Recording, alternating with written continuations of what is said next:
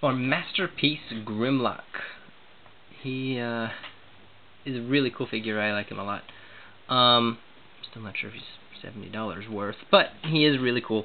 Mine actually, his arm, his hand, you know, when you press the back, it lights up his sword or his gun.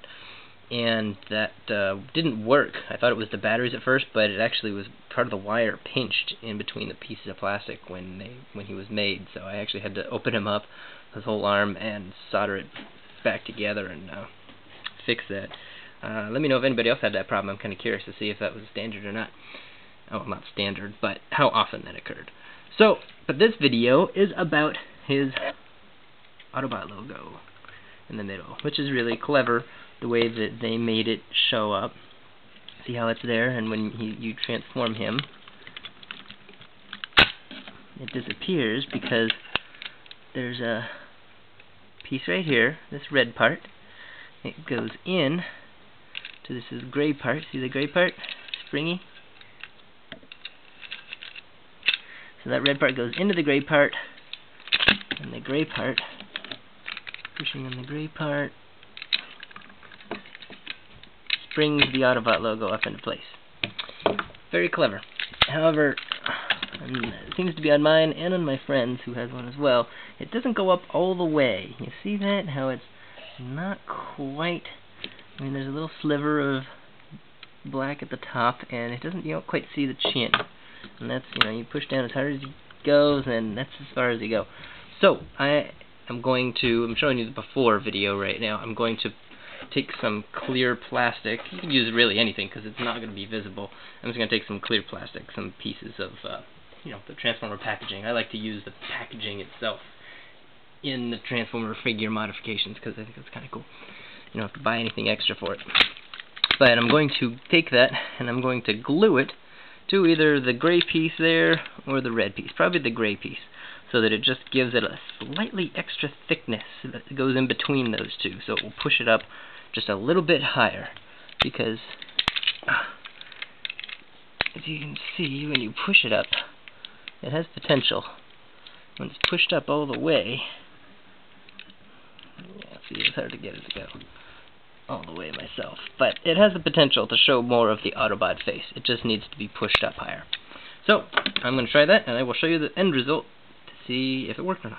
And here we are with a full Autobot symbol on his chest. Victory is mine!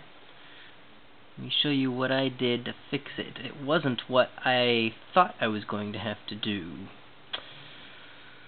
So, in order to show you this, the easiest thing to do is to take his head off of the ball socket joint. And of course you pull him apart like that. You flip this all the way around, that's where it helps to have his head removed. Now, unscrew, only two screws actually, one right here, and one right here. And those screws, taking those off, will remove this whole black piece right there, with the gray spring-loaded mechanism in it. Alright, so, let's take those out. So the screws are out. I'm going to just pull this whole thingy. Just comes right off. Like this. Grab that screw. Okay. So here's where his head goes on that ball socket, see? And see that we've got a spring. One of the part of the coil is on the top just to hold it in place. And this gray mechanism slides up and down. The gold part, these are the screws. It butts right up against the gold part, the inside of the chest, so it slides up and down.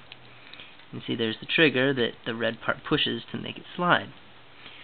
So the problem wasn't actually that this wasn't getting pushed up high enough, because it can only get pushed up so high anyway. The problem was, see, because the spring only goes up so high anyway. The problem is that when you push from the back with, like my screwdriver in this case, it's angled forward and down. And that's the whole gray part here, see? So the gray part, instead of being perfectly perpendicular, is kind of like this. That's what the problem was. So, in order to, in that downward motion, it's exaggerating, but I'm trying to show you that it was kind of facing down. So in order to fix that, I put, you can see a little white tab. See that white right there, white and black? This piece of envelope that I had. So I cut a small piece, and I super glued it to the gray part, with the idea that when it gets pushed up, that little piece, just a little bit of thickness, the super glue itself that gives it some thickness, but it wasn't enough, so I put a piece of paper on it. Just a little bit of thickness so that it pushes,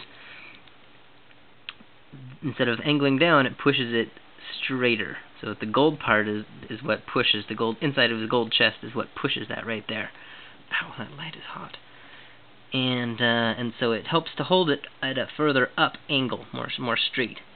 And that is what gives them more of a full Autobot symbol. You can actually see the chin now. Easy thing to do is to put the screws in their little sockets on the black part, because otherwise it's really hard to put them in place once it's in there. And we're just going to line it up. You know where the gray part goes in there, so it shows with the window. And you got the little piece that lines up right there. And so then once you screw that black part back inside the chest, I'm going to make sure and transform them and put the red part in and see how it goes up all the way. You see some Autobot chin edge, not much of a black line at the top.